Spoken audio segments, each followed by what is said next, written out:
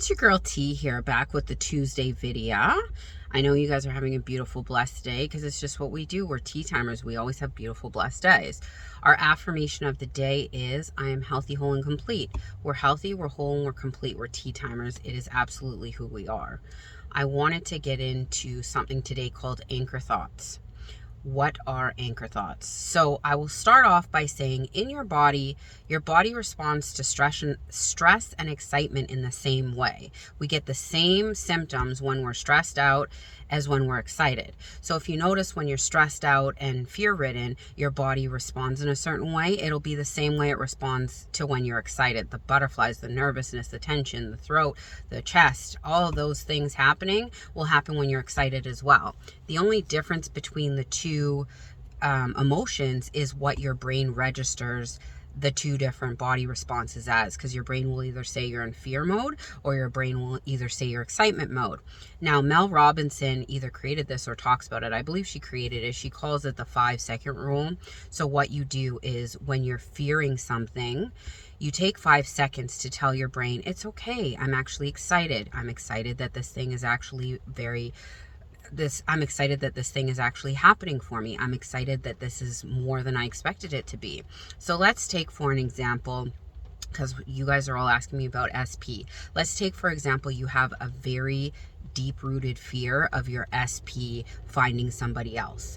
And let's say something triggers you. You look at something on social, somebody likes their page, and you think that they might be talking to that girl, and you start getting this panic within yourself, and your body is going, oh my gosh, he found somebody else, and you're getting all the fear-ridden anxiety within your body. At this point, you say, it's okay, brain, I'm excited because this is a sign that my SP is coming for me. This is a sign that my SP is just around the corner. This is a sign that my SP is so in love with me.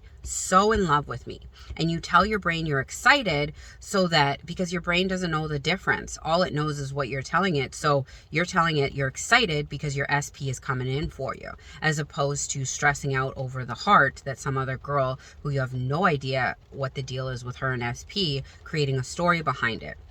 Now, where anchoring thoughts come in is, you create a thought for your end result. If telling your brain you're excited in a fearful moment doesn't work, you have that anchor thought to go to. So let's go back to the example with the SP not choosing you.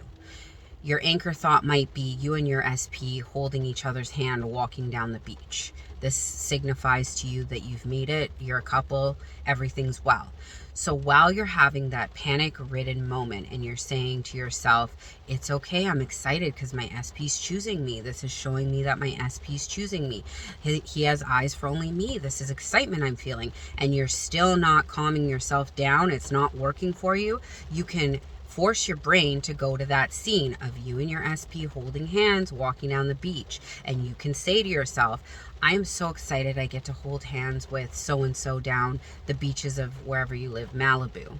This has been the best trip ever to Malibu with my SP. Look at us holding hands down the beach, walking, being so in love. So what your brain does is, it doesn't know the difference between that scene you've created and it not being real, and the fact that you are feeling those feelings of panic, but you've told your brain it's excitement. So it links the excitement to that picture that you just formed in your mind, and it says logically, that makes sense. You're excited because you're holding hands with your boo in Malibu.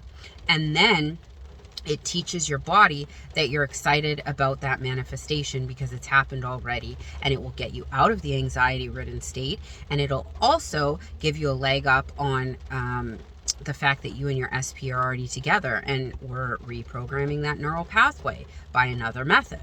So this anchoring technique is also very good. It's good for everything, but it's really good for stress, anxiety, fear-based things. If we have high anxiety on certain topics, like if we fear that we don't have enough money all the time, we can use an anchor to tell us we do have enough money. Like for me, a lot of times back in the day, checking my bank account was anxiety-ridden because I always was fearful it went down and I wouldn't have enough money to provide for my son.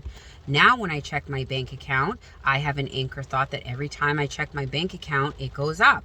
And most of the time this is true. And then if I still get anxiety because it's not where I want it to be, I think of myself spending money like water out at the store, picking whatever I want from the store, because that calms me down and makes me feel relaxed because I always have more than enough money.